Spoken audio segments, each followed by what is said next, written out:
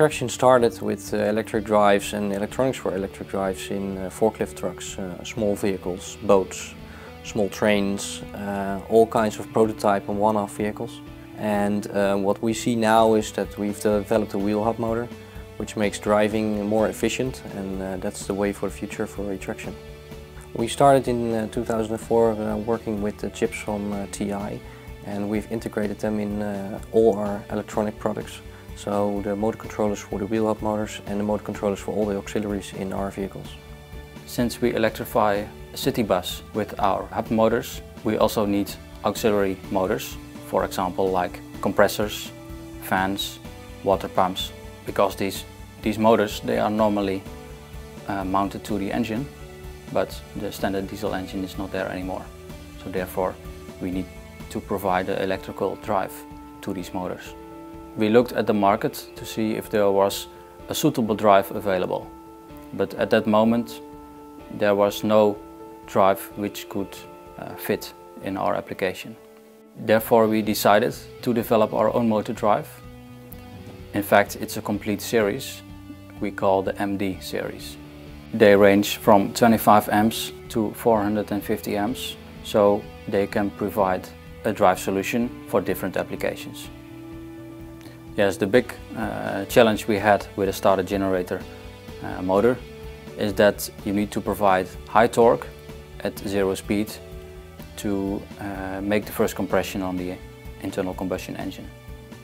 Also, another challenge is that after the motor has started, there are a lot of variations in speed, and at some point the combustion engine will get its target speed, and then the generator needs to start delivering energy to the battery.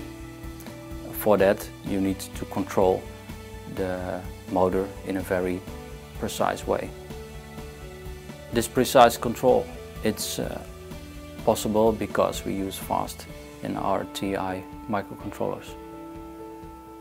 So another big challenge we had is that if a motor is already running, like an internal combustion engine, or there's a fan which turns because it's been moved by wind, then we need to do a flying start and take control of the motor.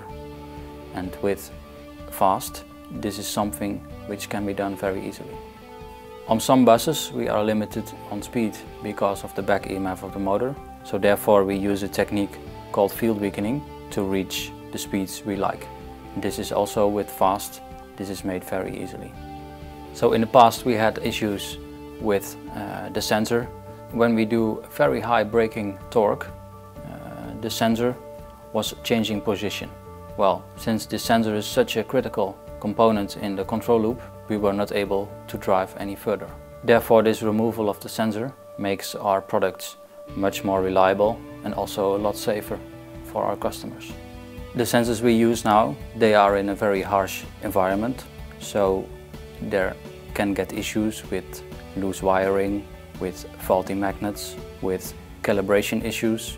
So we're really happy that we removed them. Working with the TI microcontroller and fast made my life as an engineer much more easy, because it's very well documented and also the control is much more sophisticated. So this control solution, it allows us to apply this technology to different kind of motors, also different power levels of those motors, and also the different areas on which this technology can be used. I think with this control technology, less energy will be consumed and therefore reduce the total energy consumed on those vehicles. Yeah, our expectation is that electric vehicles and certainly those in public services will be expand a lot in urban areas, and also the urban areas are expanding at the moment. So there is a big market for electric vehicles, and our system with the attraction in wheel motor, we see it as the most efficient, especially in the heavy vehicle sector, so buses, garbage vans, and we see a good future for them in the near future.